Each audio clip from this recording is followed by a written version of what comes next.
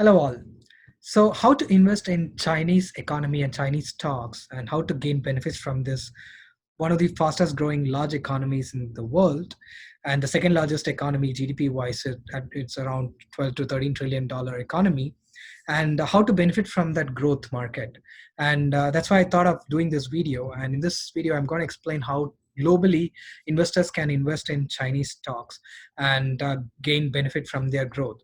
Now there are a couple of reasons I'm attributing it to, like there is IMF report that has come out last week which is predicting that Chinese economy is going to grow at 9.2 percentage in FY21, driven by two to three factors. The first being pent up demand, due to the shutdown and hold up in the last 6 months. Second is a burgeoning middle class. As we all know, there are 800 million people in the middle class segment, which is growing fast.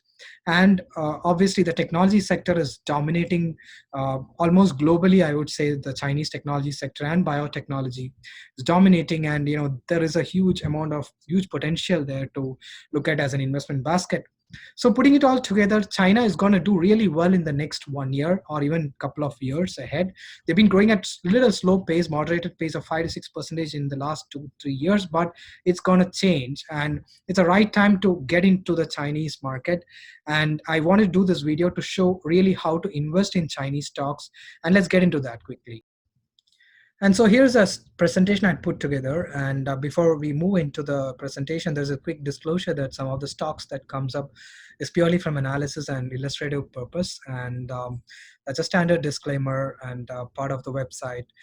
Do not hold any responsibility. So moving ahead, the slide talks about this is the domestic Chinese indexes. Like you have the S&P 500 US, and every country has their main indexes. Chinese economy and China as a country has two main China-based stock exchanges and three main domestic stock indices, which we need to understand. So the three main indexes that is representing these two Chinese stock exchanges are the first one is SSC Composite Index, also known as SSC Index. It's a stock market index of all stocks, A and B shares, that are traded at the Shanghai Stock Exchange. That is one of the stock exchange, which is the fourth largest exchange globally. And then there is two other indices, which is SZSE Component Index, which is an index of 500 stocks that are traded at Shenzhen Stock Exchange, SZSE. So Shenzhen Stock Exchange is the other one, second stock exchange in the domestic Chinese market. And then there is a third index, which is CSI 300. That's a capitalization weighted stock market index designed to replicate the performance of top 300 stocks traded on the Shanghai Stock Exchange and Shenzhen Stock Exchange. So it is a weighted market cap weighted stock market index, and it's a combination of both the exchanges. It has a couple of other indexes like CSI 100 index and CSI 200 index, comprising of 100 and 200 stocks. Now, here is a snippet view of the charts of the SSE Composite Index. In the first, section, you can see here that highest high was made by this index was in 2015 June, and that was 5,023, the composite value. And currently, it is trading at as low as 2,700. So, roughly 40%. It has fallen, and it's down 40% from the 2015 highs, when actually the Chinese indexes hit the peak in 2015 as part of the bull run. And after that it has fallen 40%, and that's precisely I'm bringing to the point that there is going to be a re-rating across index, as well as there is going to be a re-rating, or rather a growth segment that is going to come up in the next couple of years, 2 to 3 years. And with more investments and the stimulus being put in by the Chinese central banks during this downtime of COVID-19, it's gonna be a big tailwind for the individual companies and businesses to show that growth. And so there are multiple tailwinds here. So one is the business tailwinds due to the pent-up demand and consumption-oriented and technology-oriented drive, like 5G and electric vehicle and many other things, artificial intelligence and everything.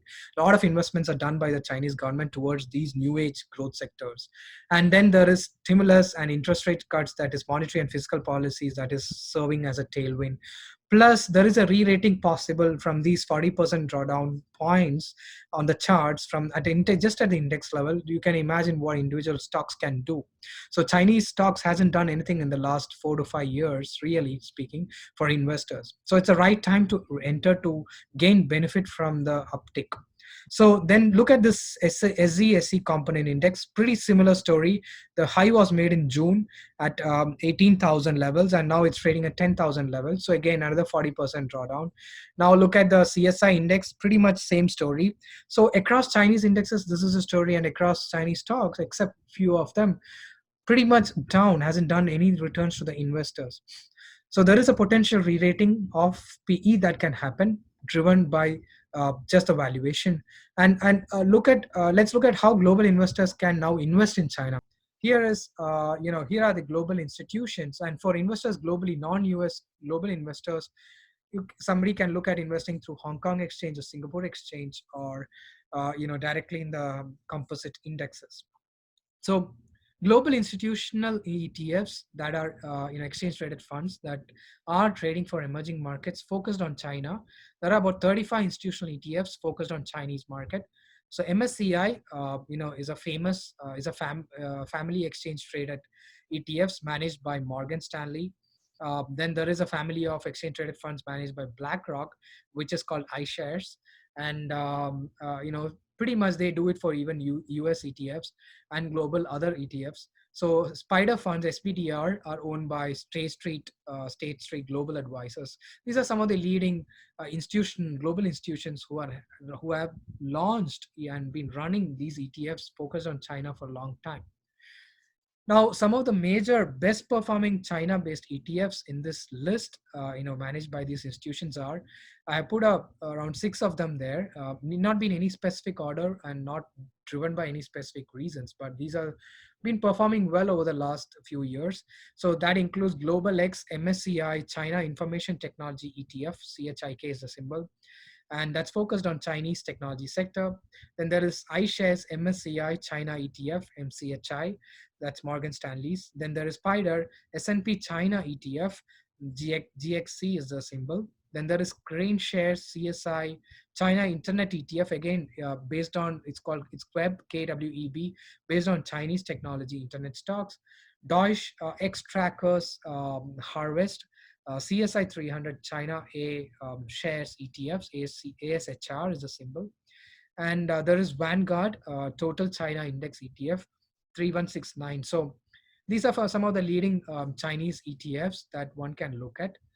Now, the other way to look at it is directly investing. If we have the capability to analyze stocks and go through the market fluctuations and ability to stand through that and understand the fundamentals, there are a lot of Chinese companies listed in ADR. So, these companies are having a total market cap. So look at this: total market cap of Chinese ADR alone in US market is a whopping 1.3 trillion dollars. That is more than the GDP of first 5 6 countries. If you remove it will be GDP of an economy and of a country. So these are the list of Chinese ADRs one look at. There are prominent names there one can easily relate to, like Alibaba, JD.com. These are the standard ones, the Baidu's, the Tencents, and then there is this Pinduoduo. And recent spin-off from Tencent is Tencent Music Entertainment. Recently, last year it got listed, I think. Pretty interesting stock. iQIYI, which is a video stream stock in China, pretty interesting. Play there. There are many other stocks like Momo, which is the dating site in China. Then there is Huya, which is a streaming of gaming. It's a company focused on gaming. It's a pretty interesting story. One who's interested in streaming, they do live streaming of games. Then there is ZTO Express. I think that is a logistics company. Then there is Education. Tal Education recently got into a controversy, and Weibo, which is the social media, and then there is Yum China Holdings, the Yum brands equivalent in China. Baozone, there are a series of companies that are there. There are Sina Corp, then BYD, which is electric vehicle, company.